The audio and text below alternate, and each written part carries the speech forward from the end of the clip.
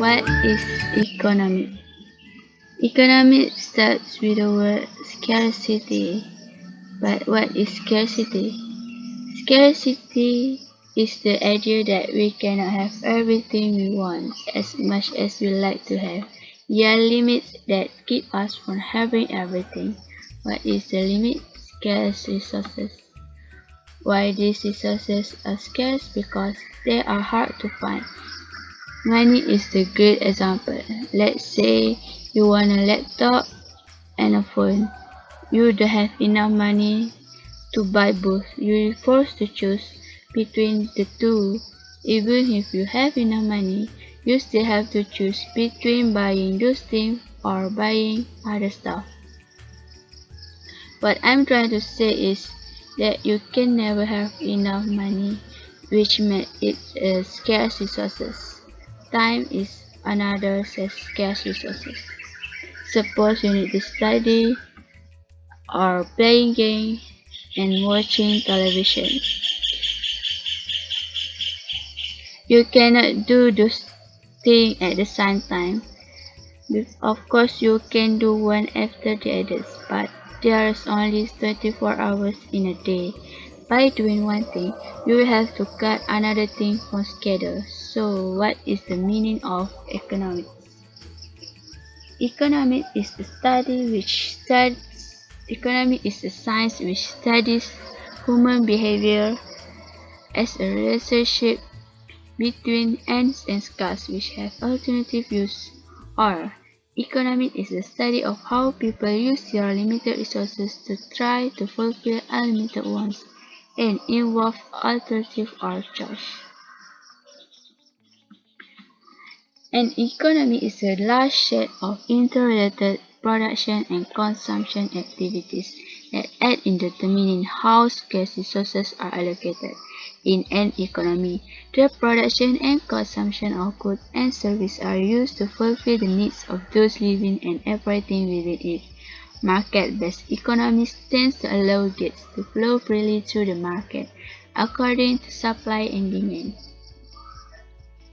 One of the earliest recorded economic thinkers was the 8th century BC Greek farmer poet Hesiod, who wrote that labor, materials, and time need to be allocated efficiently to overcome scarcity, but the founding of modern Western economy occurred much later, generally credited to the publication of Scottish philosopher Adam Smith's 1776 book, An Inquiry into the Nature and Causes of the Wealth of Nations. The principle of economics is that human beings have unlimited wants and occupy a world of limited means. For this reason, the concept of efficiency and productivity are held paramount by economists.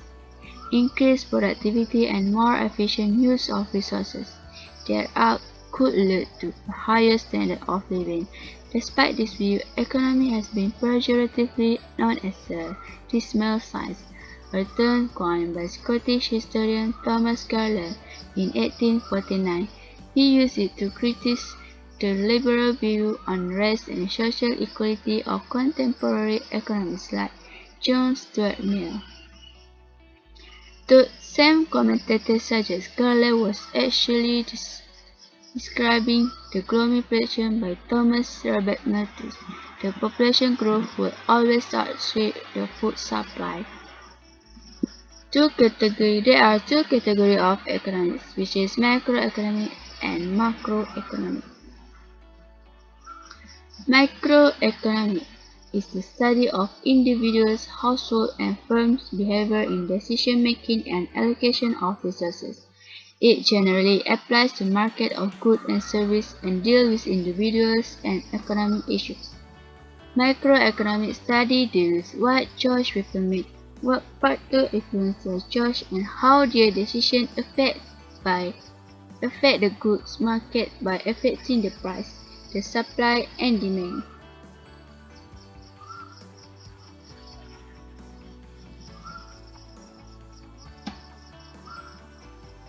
Macroeconomics is a branch of economics that studies the behavior and performance of an economy as a whole. It focuses on the aggregate change in the economy such as unemployment, growth rate, cost thematic, product and inflation. Macroeconomics analyzes all aggregate indicators and microeconomics factors that influence the economy. Government and corporations use microeconomics model to help in formulating of economic policy and strategies.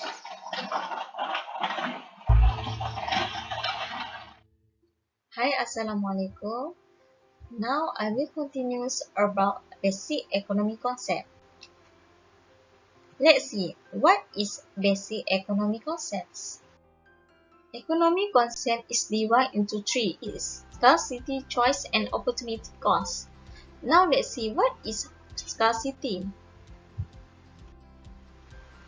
Scarcity is the excess of human wants over what can actually be produced from the limited resources. It is divided into four: land, labor, capital, and entrepreneur. What is land? Land is input into production that are provided by nature, such as raw materials from the surface on earth, minerals, and oil deposits. The reward is rain. Labor. All forms of human inputs, both physical and mental, into current production. The reward is wage. The capital. All inputs into production that have themselves be produced, such as batteries, machine, equipment, and tools. The reward is interest. And the last one is entrepreneur. What is entrepreneur? Entrepreneur is the person who has the capability to combine all resources into the production of goods and service. The reward is profits.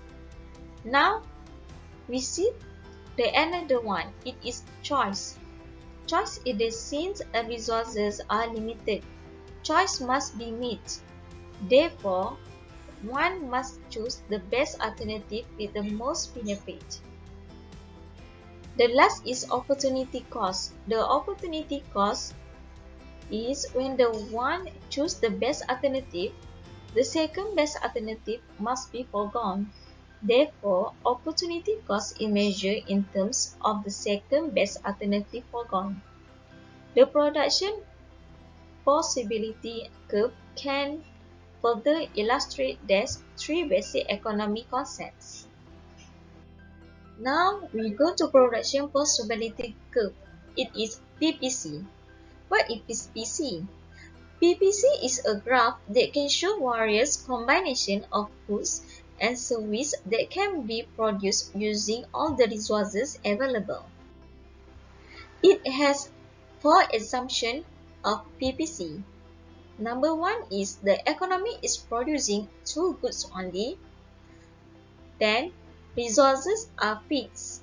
Number three, the state of technology is constant. And the last one is the economy is operating at full employment.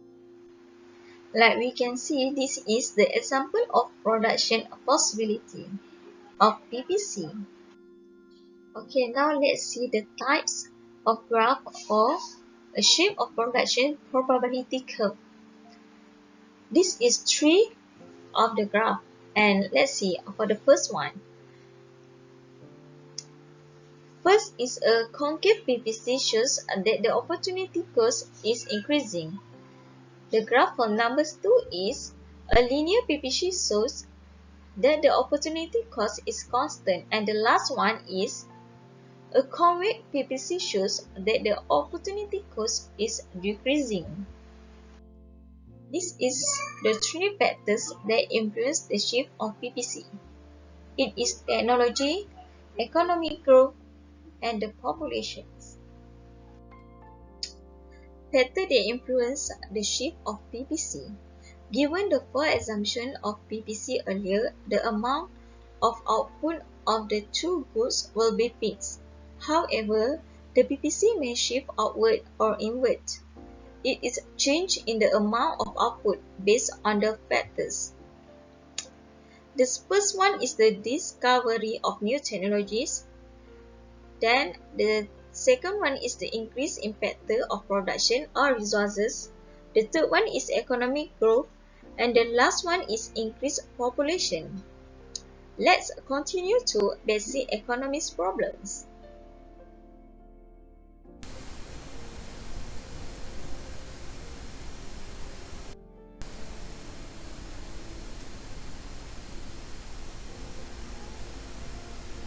All societies face the economy problem, which is the problem of how to make the best use of limited resources.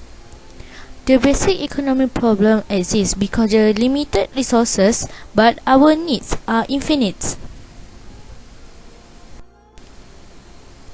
As resources are limited and our needs are never ending, we have to allocate resources. When we allocate resources, we always asking some questions such as what goods and service should we produce and who is to receive goods and service. When allocating resources, many parties need work together such as individuals, firms and governments. When in a group, they can make decisions about what, how and for whom. What to produce.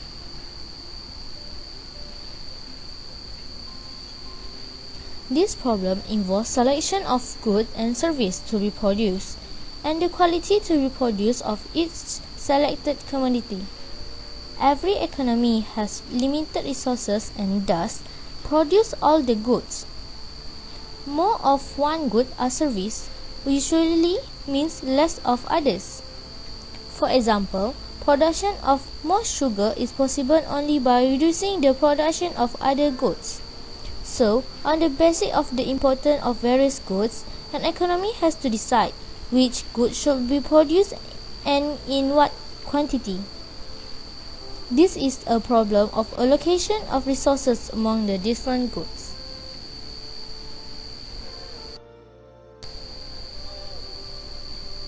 How to produce.